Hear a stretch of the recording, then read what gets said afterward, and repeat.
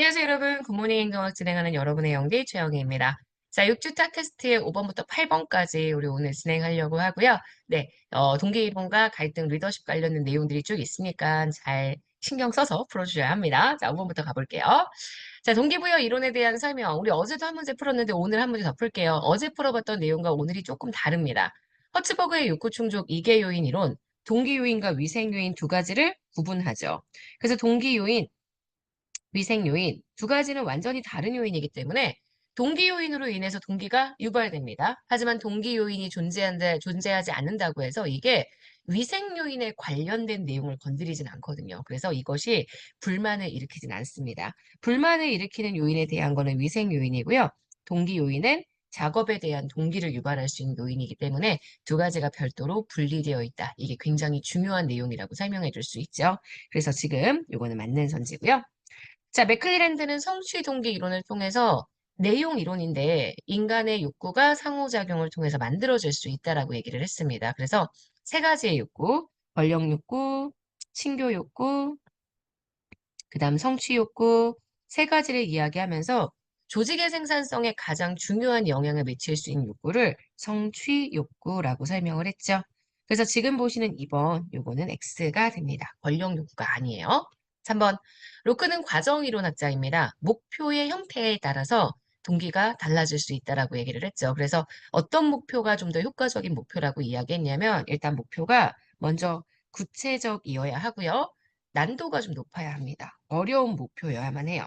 그리고 목표를 달성했는지에 대한 여부에 환류가 명확해야 한다라고 얘기를 하죠. 그래서 목표 성취도에 대한 환류를 강조합니다. 그래서 지금 보시는 3번 맞고요. 자, 블룸. 제가 블룸은 이 블룸의 기대 구조가 되게 중요하다고 했습니다. 내가 노력을 했어요. 노력을 하면 그게 퍼포먼스를 달성할 거고요. 이 퍼포먼스가 나에게 리워드를 가지고 와야 합니다. 이렇게 먼저 써놓고 출발하라고 제가 얘기를 했었어요. 번역이 너무 다양하기 때문에.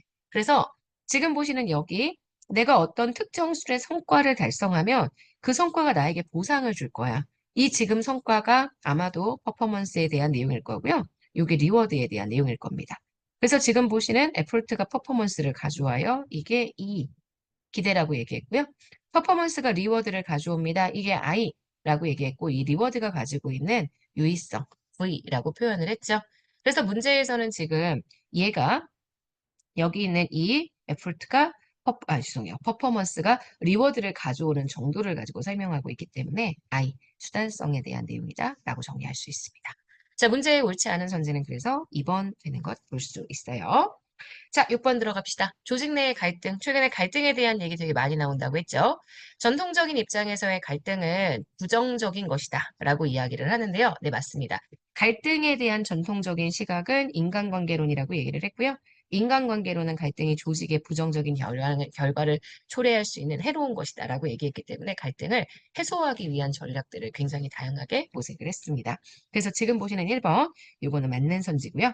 2번, 행태로는 모든 갈등은 어쩔 수 없이 발생한다. 갈등에 대한 수용론적 입장 가지고 있다라고 얘기를 했죠. 긍정이나 부정이라고 얘기하지 않고요. 그냥 모든 조직에 다 있으니까 인정해야 한다라고 얘기를 합니다.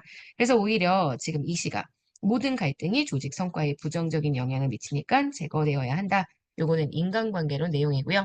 3번입니다. 현대적 접근 방식은 갈등을 정상적인 것으로 봅니다. 때에 따라서는 긍정적으로 보기 때문에 갈등을 오히려 조장해야 한다라는 주장도 한다고 얘기했죠. 상호작용론적 관점이고요. 4번 고전적 조직 이론은요. 갈등을 중요하게 고려하지 않는다. 네, 맞습니다. 고전적 조직 이론은 아예 갈등이라는 게 존재할 수 있다라는 인지를 하지 못했기 때문에 갈등에 대해서 아예 인식 부재라고 이야기를 했습니다. 인식 부재론. 그래서 문제에서 지금 현재 옳지 않은 선지가 되는 건 요거는 그래서 맞는 선지죠. 옳지 않은 선지는 틀린 선지니까요. 지금 보시는 2번이 틀린 선지가 됩니다. 자, 7번 봅니다. 토마스의 갈등 해결 전략. 제가 나의 입장에 대해서 얼마나 단정적이냐, 타인의 입장에 대해서 얼마나 협조적이냐, 이 두 가지 가지고 내용을 구분할 수 있다고 했고요. 경쟁은 타인에 대해서는 협조하지 않지만 나의 의견을 단정적으로 고집하는 경우, 되게 나쁘지만 좀 신속하고 결단력이 필요한 경우에는 효과적으로 사용될 수 있는 전략이라고 얘기했습니다. 회피는 협조도 안 하고, 단정도 안 하고, 그냥 말 그대로 상황을 회피하는 거기 때문에 자기가 원하는 걸 포기하고 상대방이 원하는 걸 충족시키는 수능이라고 표현하는데요. 이거는 협조 전략이죠. 그래서 요것과는 다릅니다. 지금 2번은 X가 되고요. 3번입니다. 협동은 갈등 쌍방의 관심사가 각자 너무 중요해서 서로 절충할 수 없을 때, 사실 이러면 갈등을 해결하기 너무 힘든데 협조도 하고 안정도 하기 위한 전략. 그래서 맞는 선지고요. 타협은 적당하게 준해결하는 거라고 했죠. 어느 정도의 양보가 반드시 필요합니다. 서로의 관심사를 부분적으로 충족하는 방식이기 때문에 맞는 선지입니다. 그래서 7번의 정답이 되는 틀린 선지는 2번 되는 것 보실 수 있습니다. 토마스의 갈등 해결 전략은 올해 출제가 되었던 내용이기도 하고요. 꼭 여러분들이 이 토마스의 5가지 유형 방식들을 표현대로 암기해 주셔야 합니다. 자, 그 다음 8번입니다. 리더십. 리더십은 1차원적 특성론, 2차원적 행태론, 3차원적 상황론, 그 다음 다시 신속성론으로 가죠. 그래서 특성론이 가장 강조하는 게 리더의 타고 태어난 능력. 이게 지적 능력이든 카리스마든 뭐 어쨌든 중요한 게 어쨌든 타고 태어나는 겁니다. 그래서 리더가 가지고 있는 지적인 능력도 리더의 특성 중에 하나가 될 수 있다라고 보기 때문에 지적 능력을 중시하지 않는다라고 너무 틀린 선지. 1번이 틀린 선지입니다. 2번. 행태로는 리더가 타고 태어난 특성이 어떤지는 중요하지 않다. 외부적으로 보여지는 실제 행태가 어떠냐 여기에 초점을 맞춘 이론이기 때문에 맞는 선지가 됩니다. 상황론은 항상 상황 변수 고려한다고 했죠. 그래서 피들러의 상황 조건적 리더십 이론, 하우스 에반스의 경로 목표 이론 등이 상황론의 대표적인 이론이라고 얘기를 했습니다. 피들러도 하우스 에반스도 내용 알고 계셔야 해요. 자, 그 다음 네 번째 허쉬와 블렌차드.